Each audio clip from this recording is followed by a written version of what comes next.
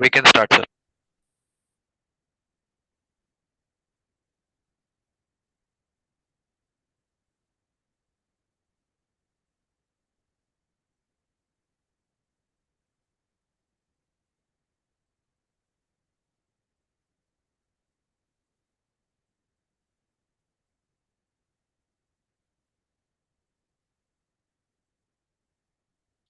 Good afternoon, everyone. Welcome to GSTZen webinar on notice management and how effectively you can use technology in handling the notice. My name is Venugopal. I'm a chartered accountant in practice since 2002. I handle indirect tax matters and I always advise people use of technology in day-to-day affairs. Today's topic is on litigation related subject, which is handling notices. And in today's topic, I am also again going to say how notices can be handled effectively using the technology. That's what we are going to look at it. And at the start of the session, let me thank Utkarsh for setting up this webinar. And every month, he ensures that our clients are given a good amount of information on use of technology and this GST matter. Along with me in this webinar, my colleague Akhila would be showing us how we can use technology in making replies to the notice, knowing about notices, all that aspects. Before I start, let me introduce GSTZen to you. GSTZen is an application service provider, ASP, and a GST Suvidha provider. GSTZen has been in the business of giving GST compliances with ease, filing returns, reconciliations, and other allied activities for GST compliance to the tax practitioners, taxpayers. GSTZen has been most loved software, more so for its reports. All the reports are downloaded in a good, usable, interactable, Excel-friendly format, and these are downloaded on a click of a button. Anything that you want to do, whether filing of a return or downloading the data, they are all in interactive modes, step by step, what one needs to do. This application has been used by thousands of the users. You'll find users from mom and pop store to a listed entity using the application. Again, as finance professional, we love Excel. All the reports are there in Excel, and the data upload can be done through an Excel or an API integration. This is little brief about GSTZen.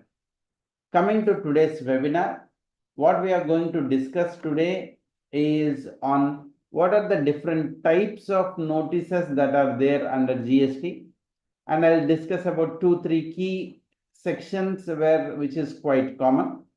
What's the timelines that we need to respond to the notice, or within the timelines the notices are supposed to be issued, we'll look at it.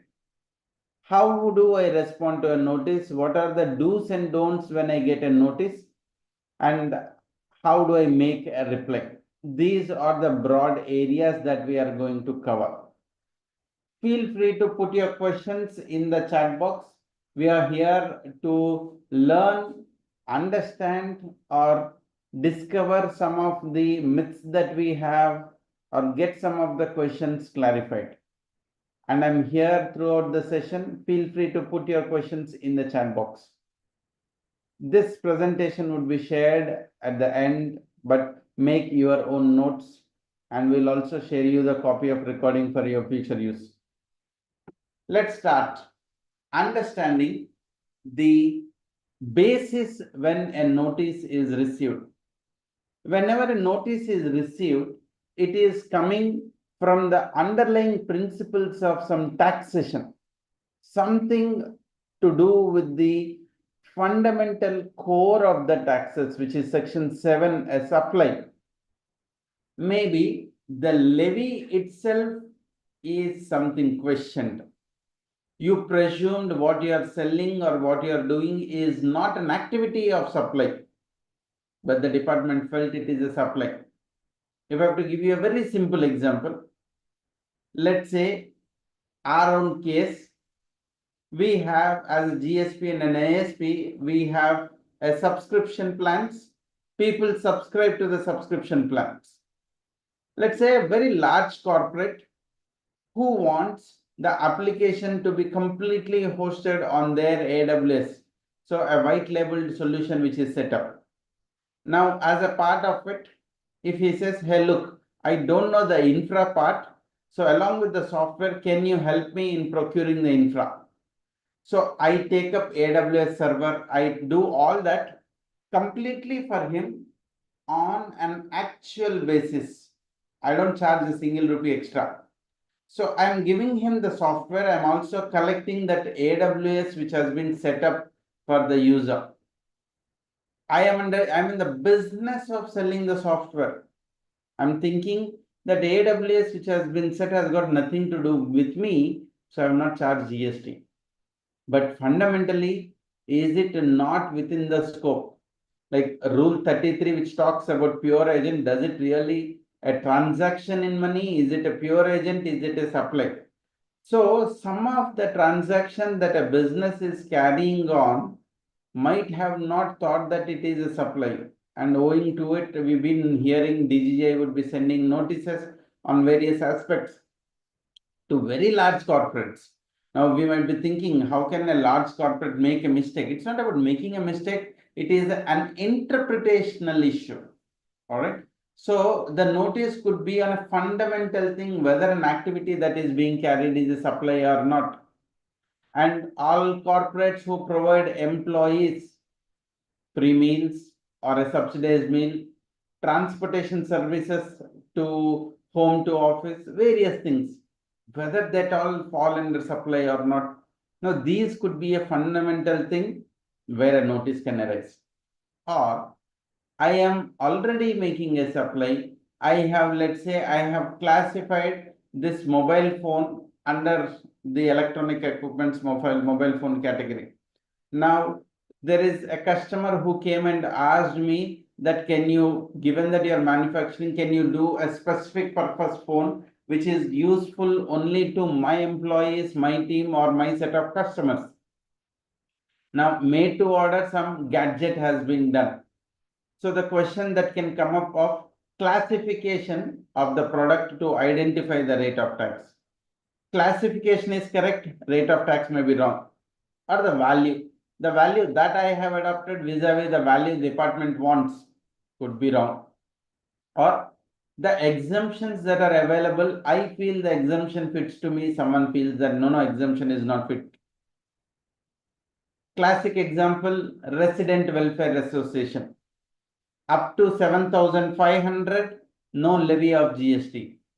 When I collect 8,000 from the association, should I treat 7,500 is exempt and 0 to 7,500 exempt and 7,500 to 8,000 is taxable? Should I collect GST on 500 or whole of 8,000 rupees? Now again, how the exemption has to be read.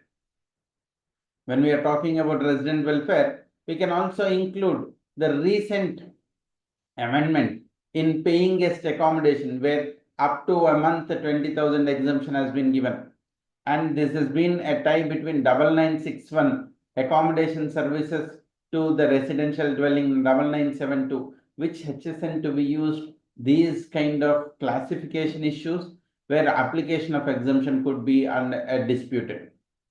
Or the time at which I am paying, treating it as supply, amount I am collecting and when I am remitting could be under issue.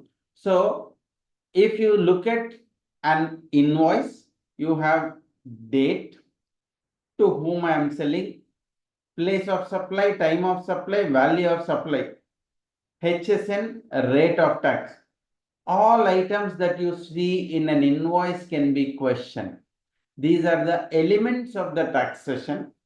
These elements of the taxation could be questioned, and that is where a notice would be issued.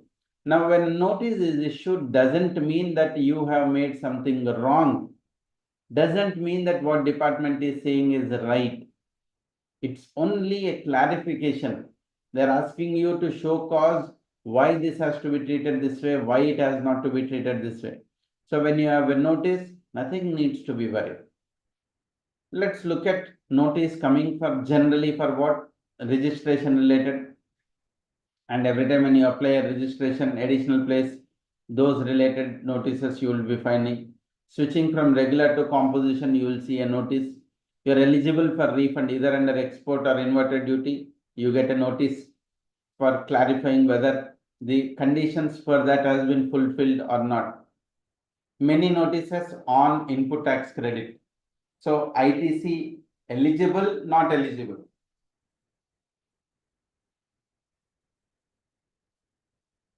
Sorry, ITC is whether eligible, not eligible. Whether even if it is eligible, is it made towards a taxable supply or made towards an exempt supply? Whether Rule 42 is applicable, is it a common credit? I have not registered in some states or my business came down and I'm presuming that I don't need to file the returns when I don't need to when I'm not doing business, or a regular audit. They want to conduct an audit under section 65, an inspection, investigation, search under 67. Various assessments, we will look at it. Once that is done, they would want to do a recovery, show cause why recovery cannot be done, or making a demand. During the course of movement of the goods, 68, 69, all other proceedings are applicable. And make sure that compliance with the e-way bill has got nothing to do with the supply. Even though when the movement of the goods is other than for supply, e-way bill is applicable. This is a quite common thing. People always get into a litigation on e-way bill section 129 read with rule 138. Consequently, there would be penalties every time when there is a tax demand that's applicable. Let's start understanding the types of assessments that are there. Firstly, the fundamentally assessment under GST is a self-assessment.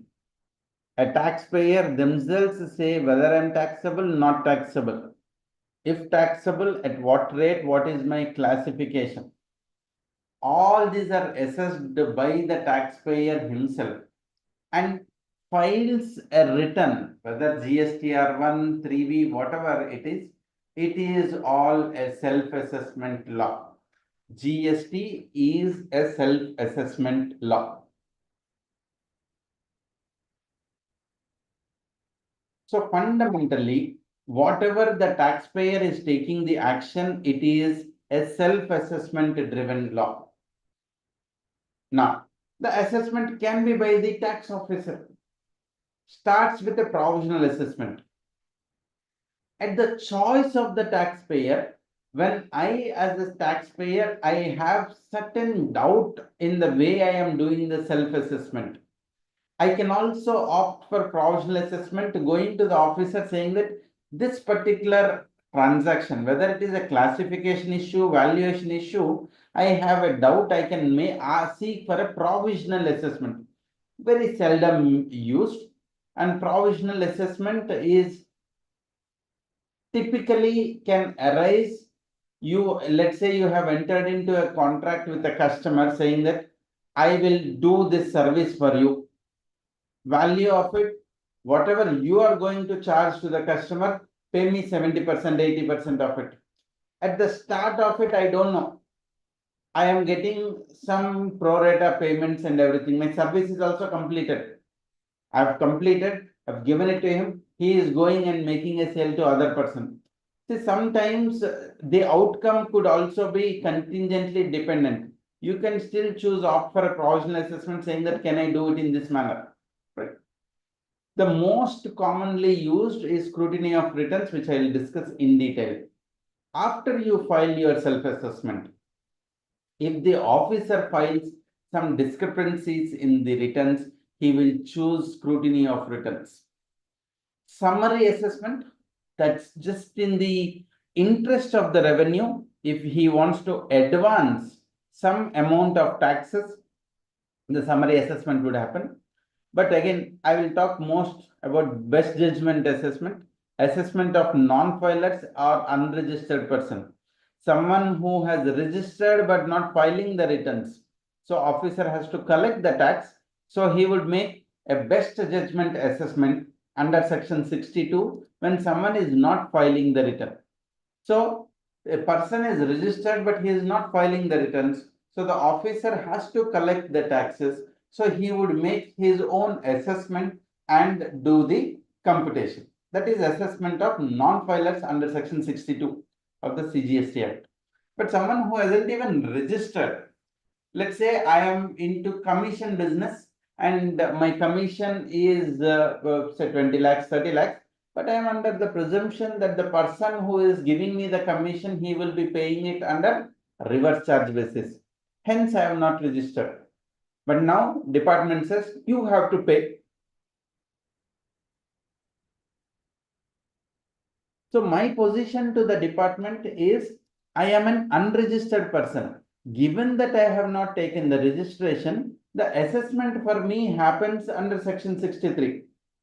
All right. So the department will give me a temporary registration, give me a login. Under that login, there would be an assessment happen. By the way, even for section 129 violation, where goods are moving, let's say from Bangalore to Delhi, and in the state of Uttar Pradesh, the vehicle has been caught. When an assessment is done, they would create a temporary registration in the state of Uttar Pradesh and do the assessment. If at all I have to go for an appeal, I will have to access that username, password, login, and I will have to do it. If you have any questions, please put it in the question. All right, I see there's one question coming. I'll take it up at an appropriate time. No problem. So let's look at section 61. This is the quite common, read with rule 99, scrutiny of returns. Firstly, ASM 1 to 9 are under provisional assessment, section 60. ASM 10 to 13 is 61. Under GST, for every category of forms, there is one name. So for assessment related chapter, all the forms would be titled as ASMT. Now the proper officer can scrutinize the returns to verify the correctness of either an arithmetical accuracy or he is comparing 1 versus 2b or 1 versus 3b versus 2b, 1 versus 3b, e-waybill versus 1, e-invoices versus 1. It could be any of that. He is scrutinizing, he is finding some doubts. He sends you a notice upon scrutiny of the returns. So ASMT 10 is upon scrutiny of the notices. So it's purely dependent on the returns that are filed. Notice arising out of returns is ASMT 10. Now, if there is any discrepancy, the officer would intimate to the taxpayer in ASMT 10. The obligation of taxpayer is to reply with his explanation in 30 days. If the explanation is found acceptable, so the reply is given ASMT 11, explanation is found satisfactory, then ASMT 12 will be issued. If the explanation is found satisfactory, the ASMT 12 will be issued. What if the officer is not happy with the explanation? In case the taxpayer is not replying within 30 days, or he replied but his officer is not happy with the reply, the officer may further proceed for asking a detailed audit under section 65 or the special audit under 66, could recommend for an inspection or search under 67, or directly proceed to issue a demand note under section 73 or 74 for initiating the next level proceedings.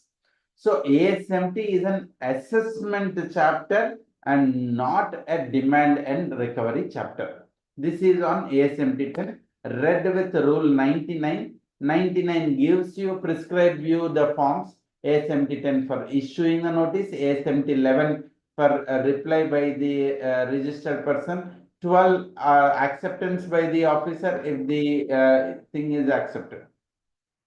There is an instructions given by the department saying to whom the scrutiny of returns to happen. In all cases, should it happen, or is there anything that one has to be considering when there is a scrutiny is happening?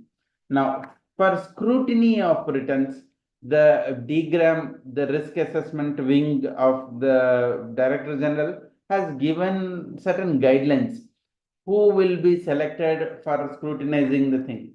It is not in all the cases. They have given like example, R1 versus 3B is not matching. So then there will be a notice coming. 3B and 2B not matching.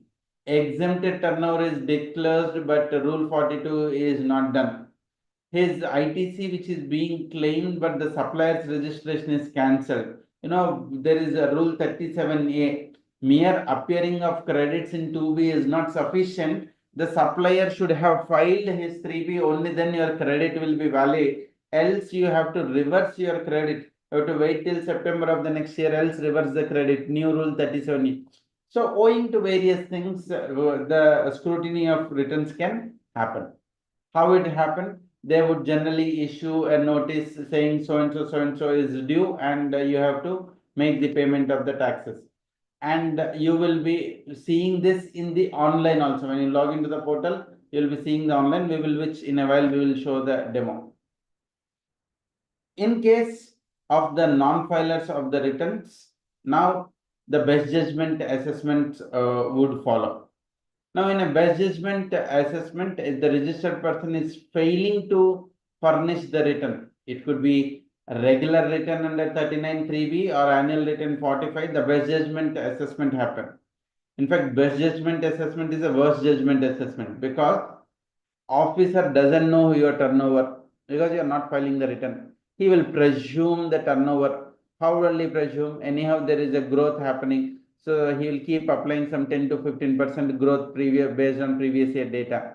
What about ITC? You anyhow not taken ITC, no ITC. So on the gross turnover, the assessment will happen. The best part of this assessment, within 30 days, if you are not furnishing any returns, you are not taking an action. That means this will become final. You can only have to go for an appeal to get this quashed. But if you are filing a return within 30 days of this notice, then it is deemed this notice doesn't exist. That means even if you file a nil return, saying that that's what you are making assessment. The order is for 1 crore, you filed a nil return, your 1 crore order is set aside.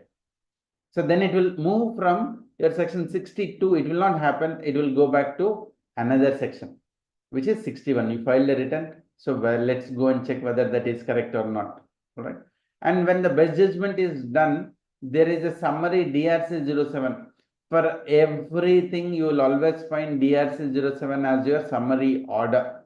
That is what the finalizing the demand. 3A is an intimation saying that you have not filed the returns, whatever is the appropriate returns. If you are not filing it, please file, and they will give you an intimation that you have to file the return within 30 days.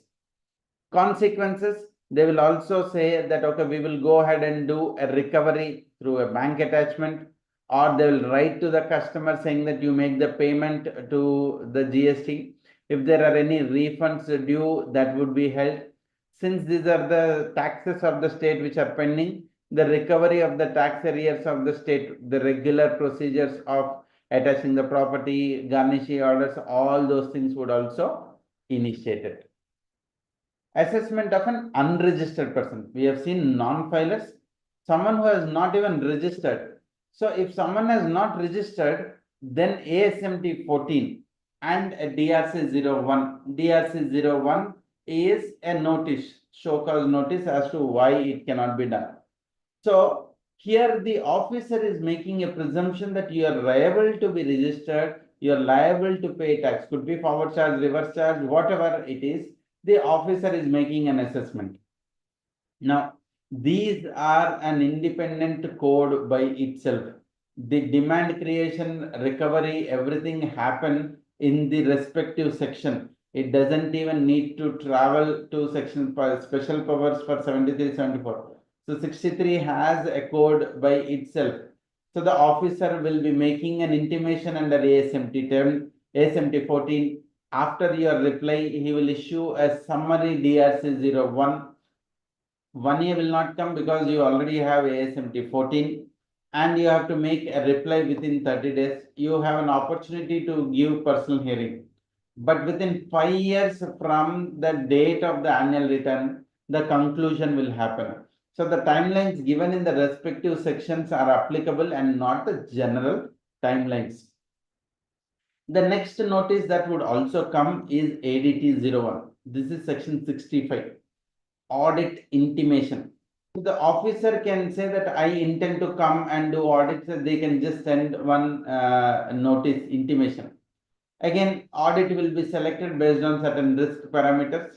Notice will be issued ADT01 prior to commencement of the audit. 15 days prior to commencement of the audit, this is issued. So once you are ready with the data, audit will commence.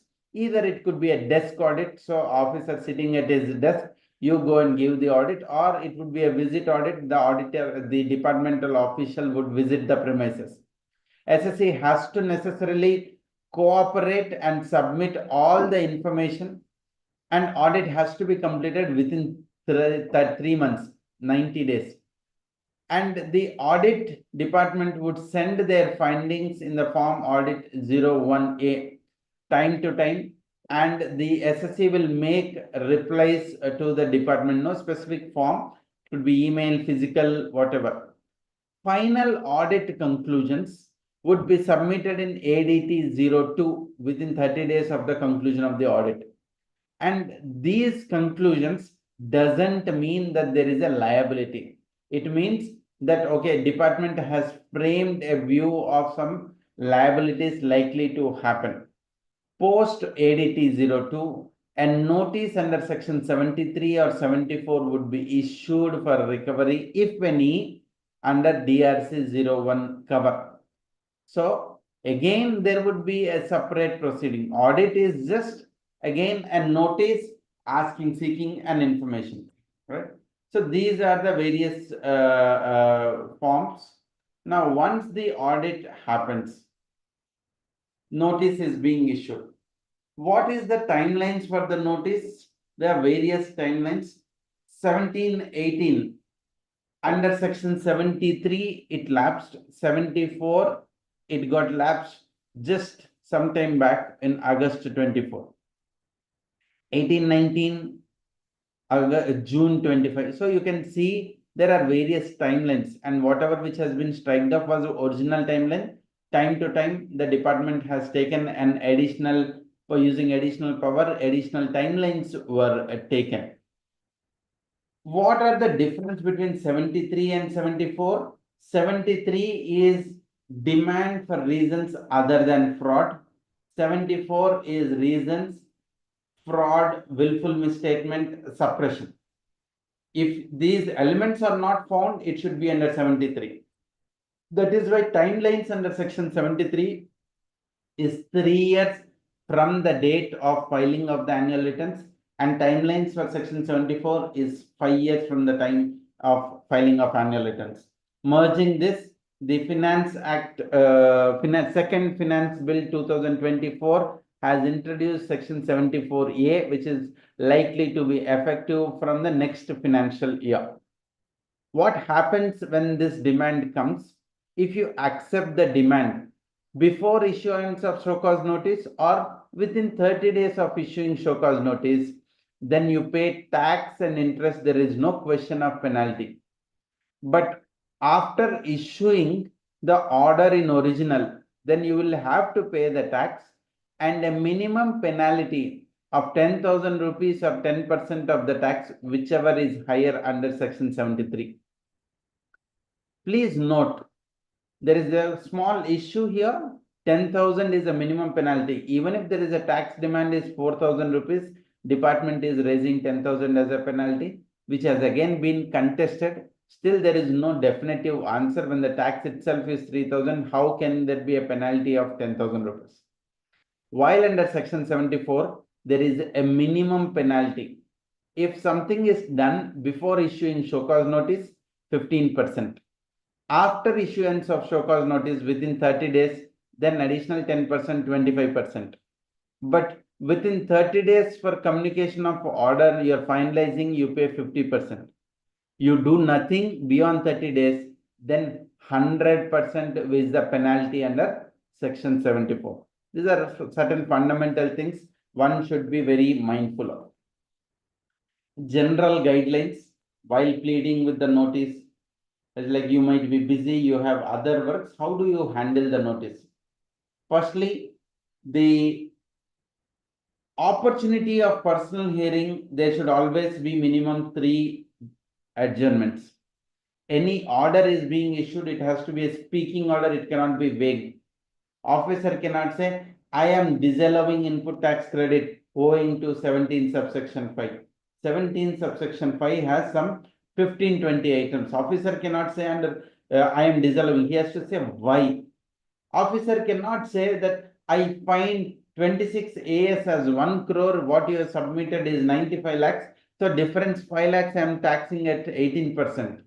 How? An order cannot be, it have to analyze why is that 5 lakhs. Look at the transaction, HSN classification, rate of tax, value of tax, all of that needs to be taken into account, and an order has to come. It has to be a speaking order. And where any penalty is imposed under section 73 or 74, there cannot be penalty in other section for the same act. All right. And 75.7 says the department cannot go beyond the scope of show cause notice. Notice is talking about input tax credit. In the course of the discussion, department realized it would be a schedule 1 transaction. Now they cannot drop the input tax credit reversal and go to taxing as a deemed supply under schedule 1 and making the order as outward tax. Whatever is there in the notice shall only be in the order. Order cannot go beyond that. These are the general principles. Now, what you have to do when a notice comes? Let me quickly walk you through another 10 minutes. The do's and don'ts and replies, how to do it. Firstly, when a notice comes, you should be aware of certain things. There are two important sections wherein a power is given to the officer to rectify what he has done or ignore what he has been done. Again, power is given to the taxpayer to do a rebuttal if he is not in okay with. Let me start with the power to the officer. 160 subsection 1, assessment, reassessment will not be treated as invalid. Merely there is a small mistake, a defect, an omission, which can be corrected. If the substance and effect is in conformity to the intent and purpose of this act, the officer has titled a different section or a different things will become like valid. Now, you have a doubt in it, you have to question. 160 subsection 2 says, if you don't question, everything will become valid. So what is more important is questioning the question. Notice is a question to you. You got to question back wherever you have a doubt. So what is the doubt that you have? First, check how it has come to you, whether physically, electronically, how it has come to you. Section 169 has given some 15 different ways of serving. Check how it has come to you. And let me just skip this. And who is the one who has issued? Check who is the person. Is he the proper officer? Section 3, Circular 3 has given who are all the proper officers. Is this the same officer who has issued the notice? Please check. To whom has been issued? Is it been issued to me? Has it been issued to address to Reliance Industries, posted to my name and my address? Am I responsible to it? Look at to whom it has been issued and see if I am in the center or the state. When you log in to the portal, you can see who is your jurisdictional officer. See whether he is the same jurisdiction officer who is issuing this. Which provisions he is invoking, 73, 74, 122, 129, are they relevant to the case? Has he finally, after telling all the story, Has he finally quantified what is he saying, wanting to say? Is there some tax, interest, penalty payable, not payable? So look at the notice whether these fundamental principles exist or not. So you're not going into the merits. Look at these fundamental principles. And state has state specific limits. Each state, if the tax amount is so and so, superintendent, deputy commissioner, assistant commissioner, joint commissioner, so there are liabilities that has been fixed. CGST, SGST put together, all those have been fixed. See whether the monetary limits are also been adhered to.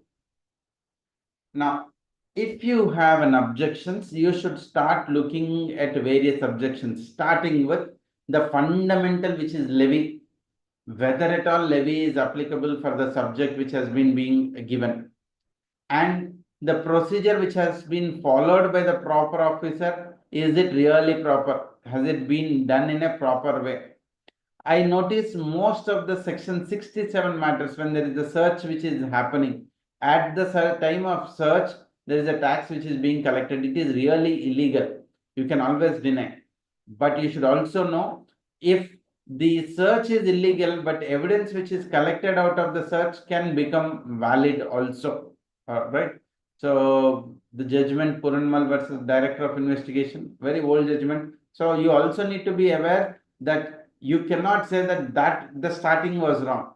Also, while you are making replies, you know the officer has made mistake, you kept silent.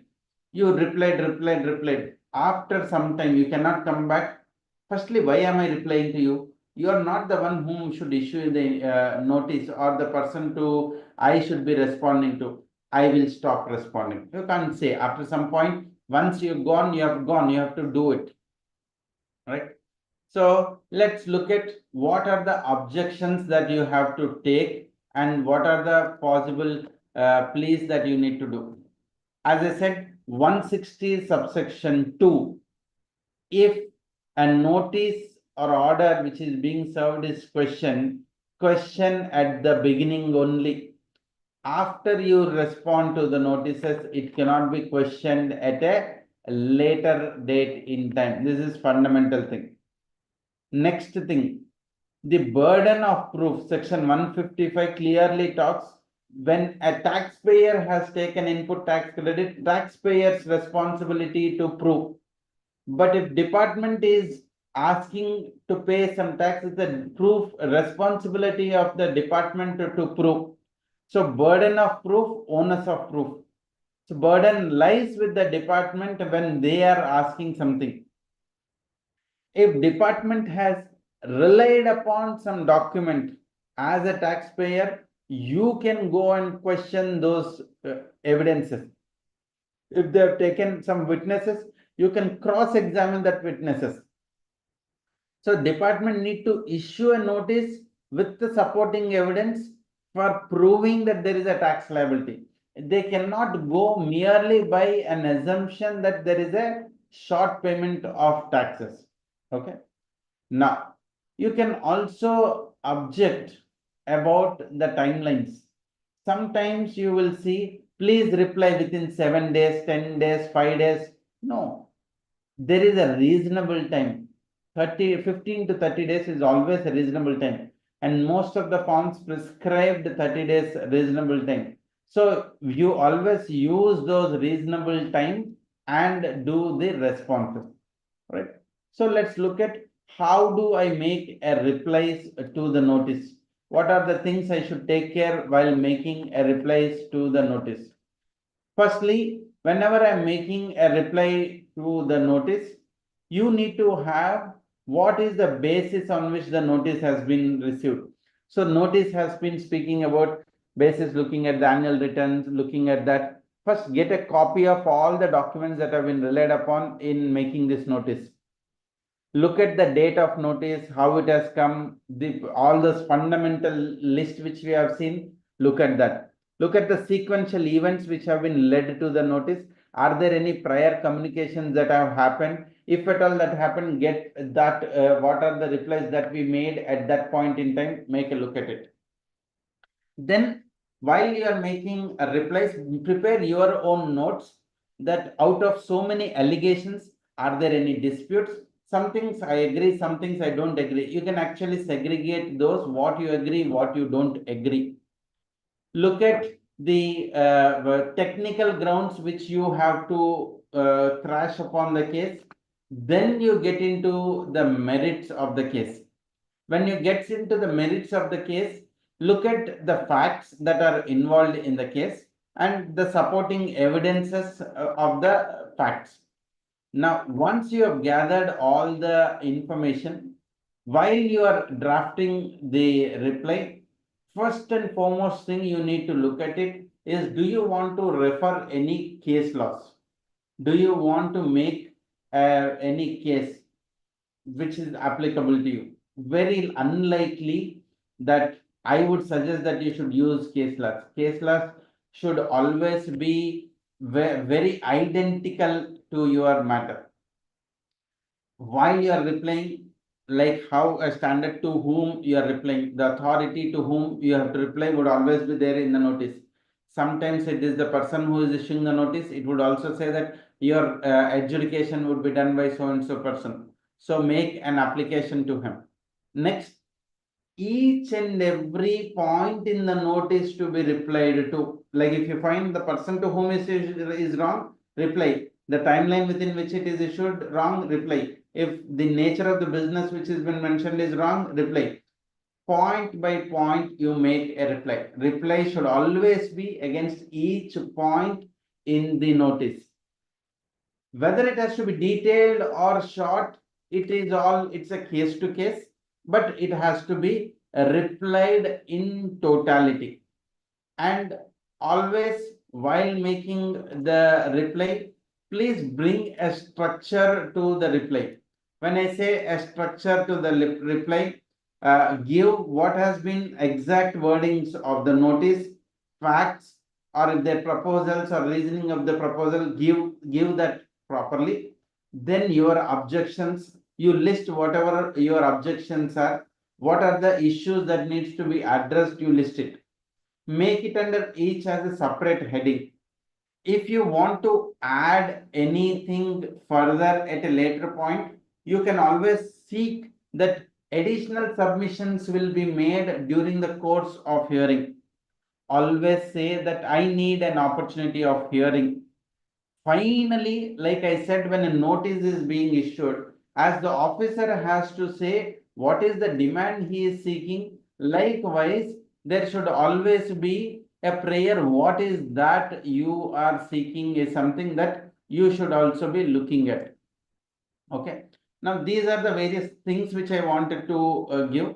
Now, some of the common issues that you would notice is 2A versus 2B, or the 3B versus 2B, 180 days reversal, R1 versus 3B, credit notes are there in 9, not there in the books. You will find a lot of arithmetical things specifically coming up which is not there.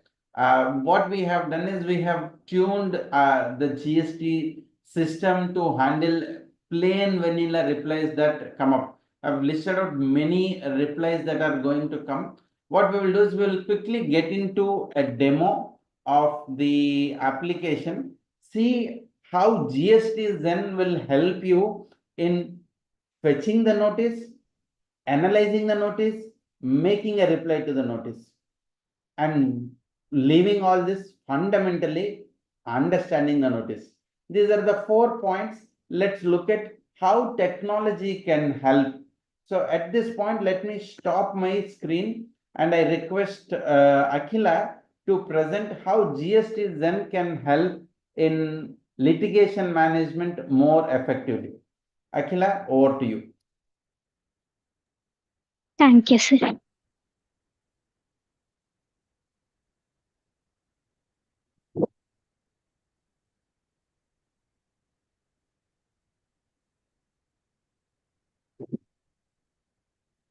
Let's log into GSTZen. Yeah, I have just logged into GSTZen Yeah, so this is the dashboard. dash. The moment you log into GSTZen, if you have 2 entities, 3 entities, 10 entities, you will be able to see list of all the entities. You have a notice tracker on top of it where you can go, or you can select one specific client. You can get into that specific client. So let's get into a demo account.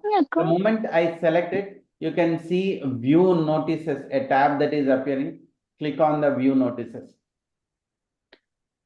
Department, when you log in, your department also has a classification of demands, notice, orders. On the left side, you can see the various classification. You just scroll up once, sorry. You can click on this button called refresh notices. It will automatically fetch the notices from the government portal. On the left top, you can see a new notices. If there are any, it is fetching. So if something to the earlier notice, which you have not seen to now, left side, you will be seeing it as that it is new. So let's get into notice. Let's go to one notice. You can see notices and additional notices. Now, this is how department has classified registration related one category other than registration related in one category. So list of notices that have come, and if you have not read it, it will be shown as not read. You can change your status to read everything. So we have clicked one notice. So this is unread. If you have read, you can just change the status as okay, acknowledged. Let's look at what is it. It is SCN issued under 7374 DRC01. So in fact, one question came up, what is 1 versus 1A? I'll come. And reference number, when it has been issued, what is the due date, all that has been given. Down finally, it is under section 73. So some fundamentally some information about this notice has been gathered. You can click on download PDF. So from the government portal, whatever is the notice, the PDF would be coming. Can you just download and show it once?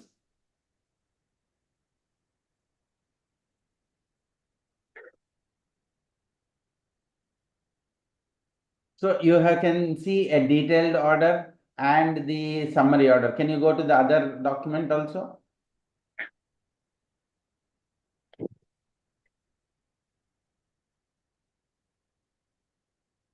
Can you see both? So the tool has automatically downloaded both the detailed and the summary in both the cases. Let's go back to the application. I'm sure it's like in that glance of time, you didn't even know what it is. There were two PDF documents you saw. How do you know what it is? Hit that summarize button. Click on that summarize. The tool is going to read the notice and give you a summary. It is saying that, hey, there is a show cause notice because there is a discrepancy between 1 versus 3B, 3B versus 2A. And they have tabulated saying that there is an interest penalty totaling to 4,56,000. They are calling for a personal hearing without date has not been specified, and so and so person. So this is the notice. Now you are the first timer, you don't know what to do. You can say generate reply. The moment you click on generate reply, system will automatically prepare a reply to you. Now you can modify it, take it, but it is looking at the data. It's already logged in to your account, so it knows more of this. It is looking at saying that so and so, madam, in response to this, we everything is okay. We have given filed all the returns. We want a personal hearing to be given. So it is making some reply. All right. So you can copy this and you can put it into a Word document and you can go ahead. Let's say you want to understand little more further on it. On the last tab, you can say ask about this notice. That means you can do an interaction with the system saying that, okay, what is this notice or what should I do? So there are questions. So I want to know more about this notice. Now it is started saying that, okay, it is now reading this notice and saying that this could be this. So it is saying that this is the information retrieved from the document DRC01. where the documents registered person differential tax liability along with the interest has been asked. Now let's say I want to know what is the tax which is demanded. So can you just type what is the tax demanded?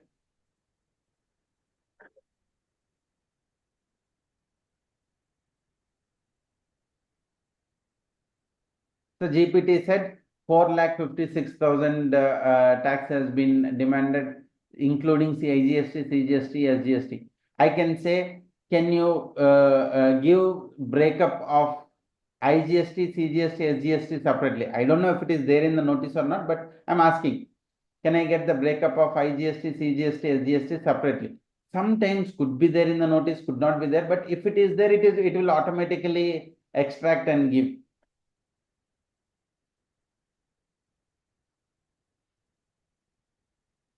Yeah, look at it. It said, hey, IGST is 2,31,000, CGST 254, SGST is nothing. So I don't know how, why, but that's how it is. You can ask, okay, under which section this notice has been issued?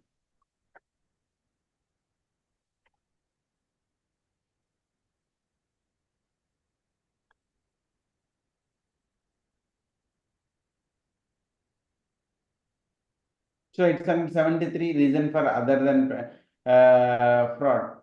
I'll ask, is there any penalty under this section?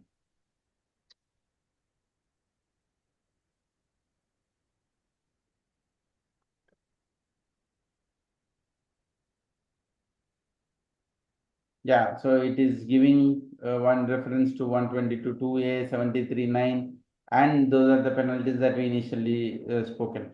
By when I should make a reply?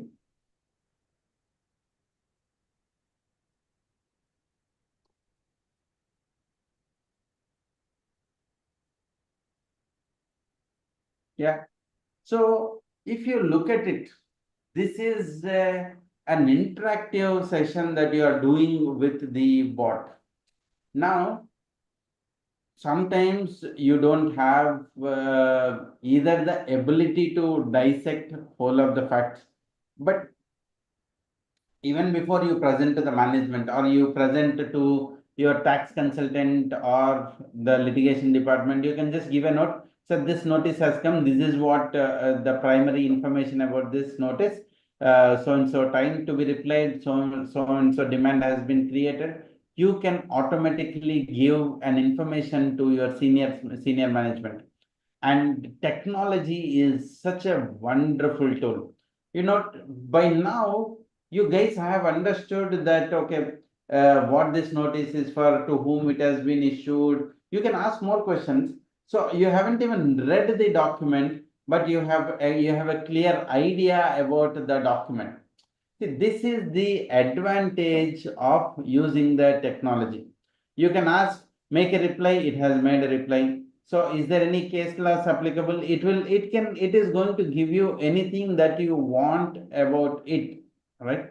So last question, is it an ITC reversal or is it outward liability?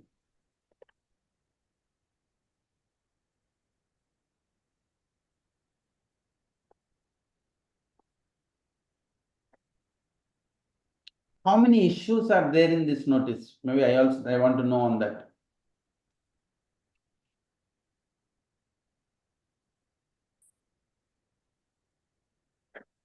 Yeah, this notice is purely 3B versus 2A. So reversal of the ITC. There is a discrepancy between R1 versus 3B also. How much is the discrepancy between R1 versus 3B? So it is saying that there are two issues. One discrepancy between R1, the second one 3B versus 2A.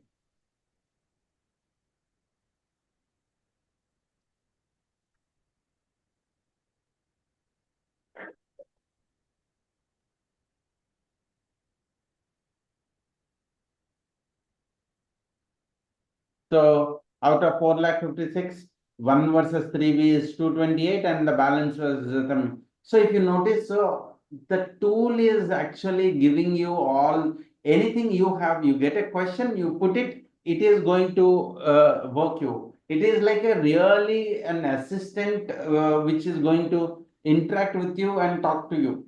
Now, eventually, this is still a tool. Like assistants will make mistake. Like you give a junior some work, prepare this, reconcile this. When junior comes back, of course, junior is going to likely to come back with some mistakes.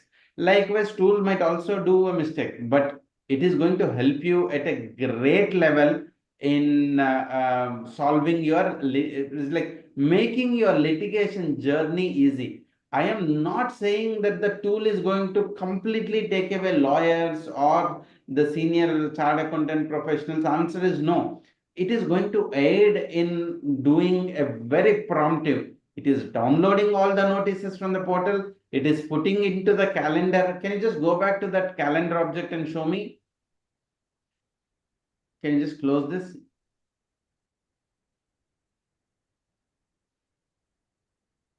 Yeah.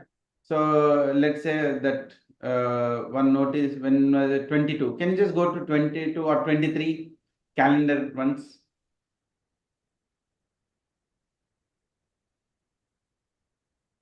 So you can see there are colors, different colors, green color when there's a reply submitted. All those events that are happening in those respective periods, it is put it into the calendar objective or object also. So you can take action, necessary action basis the data which is showing up in the calendar. All right. So Akila, is there anything else that we need to show? Yeah, we have autopilot option where we can download notices for multiple GSTNs together.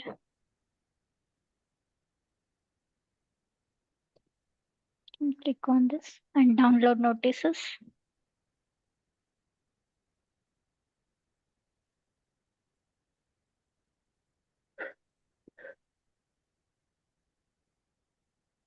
This shows if it is not logged in, it will ask you to log in. If it is logged in, you can just, it automatically syncs and gives the status.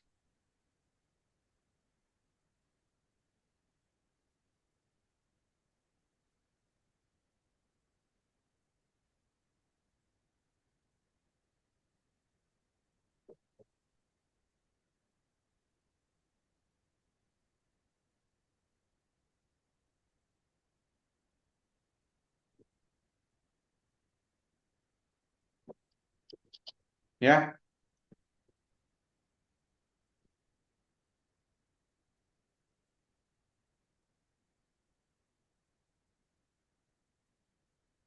So all these notices can be downloaded in one go.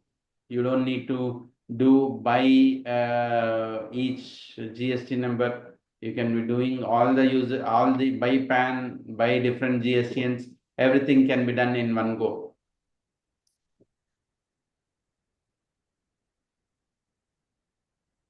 And you can check all the notices issued to multiple GSTNs in one single page. So if you are a CFO, you can look at all the group entities in one go. You can see in the earlier, Akhila was showing you at each GSTN level, you can see, or all the GSTNs put together which you are managing can be seen in one go.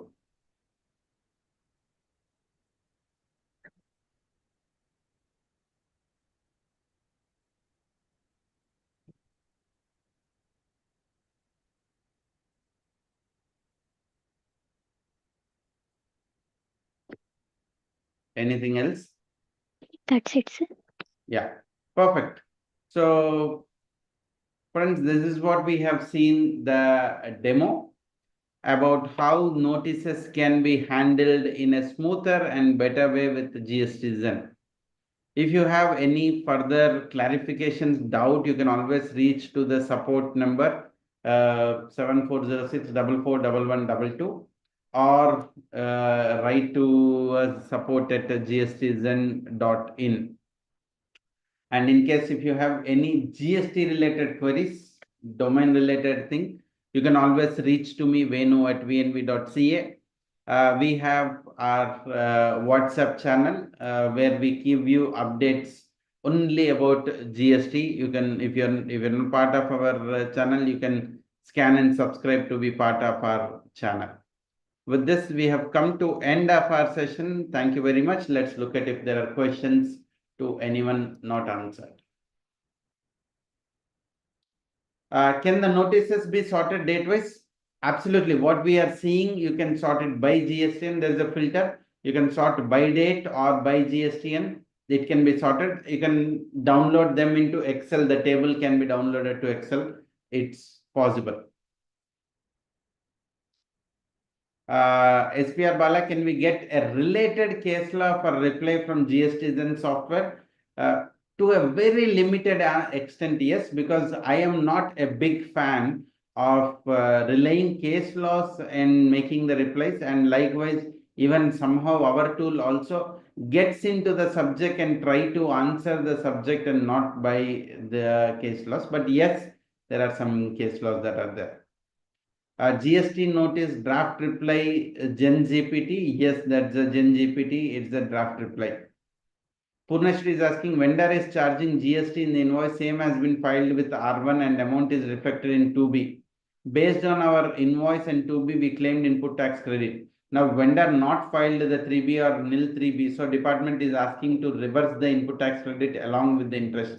So if the vendor has not filed 3B, yes, you have to reverse because that's the rule 37A. But if he has filed nil 3B, then the department has to go ahead in recovering the taxes from him and not from you. And in no imagination, it can be and demand under 74, it has to be under 73. Can you explain difference between DRC01 and DRC01A? DRC01 is a show cause notice. DRC01A is pre-consultation show cause notice. Even before issuing the show cause notice, I am proposing to make a so-and-so demand. Do you have any objections? It's like calling for a discussion. Assuming if there is no audit happened, no ASMT 10 scrutiny under 61 happened, all of a sudden suddenly you can't have a notice. So rule 142 says there shall be a DRC01A in some cases. So that is what 1A pre-consultation notice. Padmaraj is saying we have received a notice of scrutiny for which we have already filed DRC03. But while filing DRC, the place of supply was shown wrong. What can be done to rectify this mistake? I think nothing can be done to correct DRC03, which is filed. You can include that in the reply. The officer at their end, if they have an ability to do it, they may do it. I don't know. Answer is, at this point, there is no definitive answer. Mr. Elumalai is asking section 61 ASMT 10 on scrutiny of returns, but the officer is asking income tax return along with the TB. You can make a polite reply saying that the returns are for a particular period. TB is the PAN level and for the full year. So you can make a simple reply and leave it. Abhishek Agarwal is asking ITC blocked under 86A. For that, return not filed and also department issued SCN for non-filing of the return. So, interesting case, but 30 days is your timeline, file the return. How to make the payment of taxes? Right now, no answer. Can I file a nil return? Answer is yes. You file a return, whatever the demand created under non-file gets vacated within filing of 30 days. You can go for an appeal that, okay, why blocking is not justified. That's a different matter that you need to fight for. All right, so we have looked at the questions that have already come up, and Utkarsh has shared the contact details. In the interest of everyone, I'm sharing the details again. You can save this number and reach to the support email ID for any questions that you have in the future.